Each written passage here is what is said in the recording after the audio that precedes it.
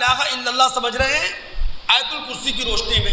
اگلا جملہ اللہ فرماتے ہیں وسع کرسیہ السماوات والارض. اللہ رب العالمین کی حکومت آسمان اور زمین پر چھائی ہوئی ہے.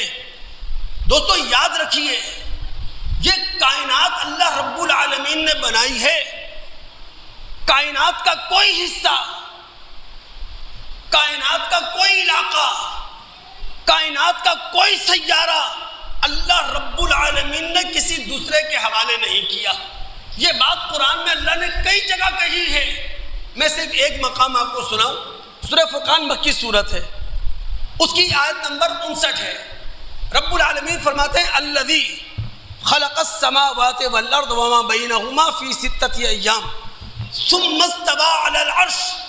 اللہ وہ ہے جس نے آسمانوں کو بنایا، جس نے زمینوں کو بنایا.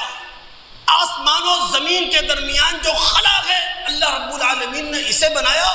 جب کل کائنات اللہ رب العالمین نے بنائی ہے تو کل کائنات کے تخت سلطنت پر اللہ رب العالمین خود جلوہ افروز ہوا ہے، نہ کہ رب العالمین نے کائنات بنانے کے بعد اس کے کسی حصے کی ملکیت کسی اور کے حوالے کر دی ہے.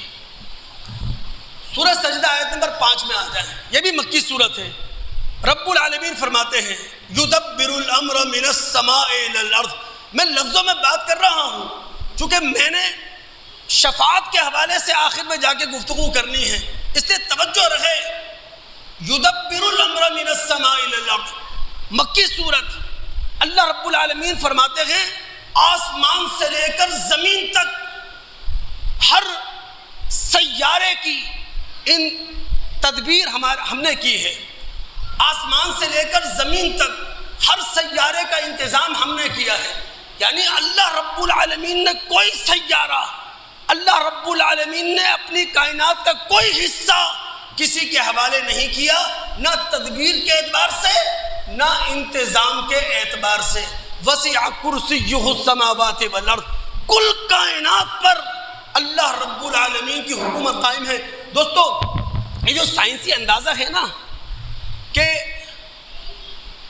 125 بلین کہکشائیں ہیں، ہر کہکشاں کے 200 بلین ستارے سیارے ہیں، یہ صرف کائنات کا ایک ذرہ ہے. اچھا سائنس نے یہ اندازہ کیسے قائم کیا؟ ہم سب جانتے ہیں عام آنکھ سے جو ستارے سیارے ہم دیکھ سکتے ہیں وہ 10,000 ہیں. 1609 عیسوی میں اطالوی سائنسدان گیلیلیو اس نے ٹیلیسکوپ دوربین کے ذریعے خلا کا مشاہدہ کیا تو اسے ستارے سیارے زیادہ نظر آئے. پھر زمانہ آگے گیا، اونچے پہاڑوں پر رصد گاہیں تعمیر ہوئی، آبزرویٹری بنی، وہاں بڑی بڑی طاقتور دوربینیں لگائی گئیں تو ستارے سیاروں کی تعداد بڑھ گئی. آج اسپیس آبزرویٹری کا دور ہے. اب جو رصد گاہیں تعمیر ہوتی ہیں وہ فضا میں ہوتی ہیں، تو فضا میں رصد گاہوں کے اندر بڑی طاقتور دوربینیں لگا کر جب مشاہدہ کیا گیا خلا کا تو پھر سائنسدانوں نے کہا کہ جناب 125 بلین کہکشائیں ہیں، ہر کہکشاں کے 200 بلین ستارے سیارے ہیں. یہ کائنات کا ایک حصہ ہے جو سائنسدانوں نے اپنے اندازوں سے ہمارے سامنے رکھ دیا، ورنہ کائنات اس سے بہت بڑی ہے. ایسا ہی ہے نا دوست، جن کا سائنس کا مطالعہ وہ جانتے ہیں کائنات اس سے بہت بڑی ہے. یعنی اگر آپ کسی جہاز میں بیٹھ جائیں اور سفر کریں، آپ کی وہ عمر جو نوح علیہ السلام کو دی گئی وہ ختم ہو گئی، آپ کائنات کی سیر نہیں کر سکتے. کائنات وسع کرسیہ السماوات والارض.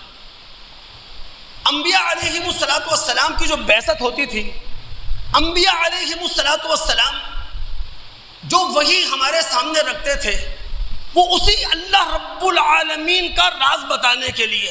دیکھیں نا، ہم انسانوں نے اس زمین پر آنکھ کھولی، ہمیں یہاں تخلیق تو نظر آئی، کریشن نظر آئی، کریٹر نظر نہیں آیا، خالق نظر نہیں آیا.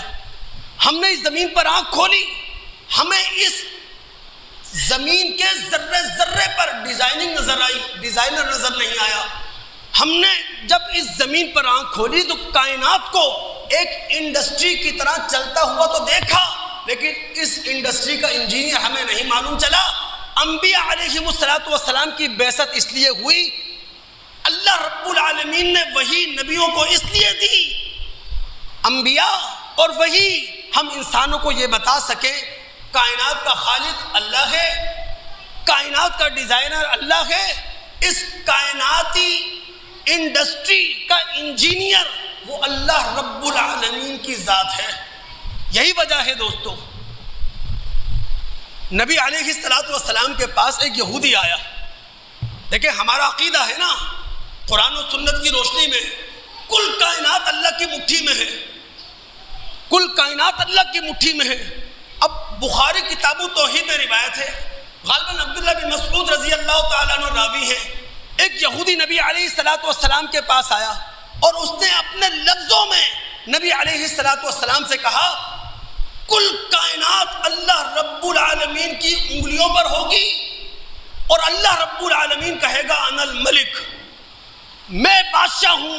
نبی علیہ السلام یہودی کی زبان سے یہ بات سن کر فضحکا مسکرا دیے، اور اس کے بعد اللہ کے رسول نے دوستو سورہ انعام مکی صورت ہے، مکہ کے دور آخر میں نازل ہوئی ہے، اس کی آیت نمبر 91 پڑھی تھی، اور آپ نے کہا تھا وَمَا قَدَرُ اللَّهَ حَقَّ قَدْرِهِ، لوگوں نے اللہ کی وہ قدر نہیں کی جو اللہ رب العالمین کی قدر کی جانا چاہیے تھی۔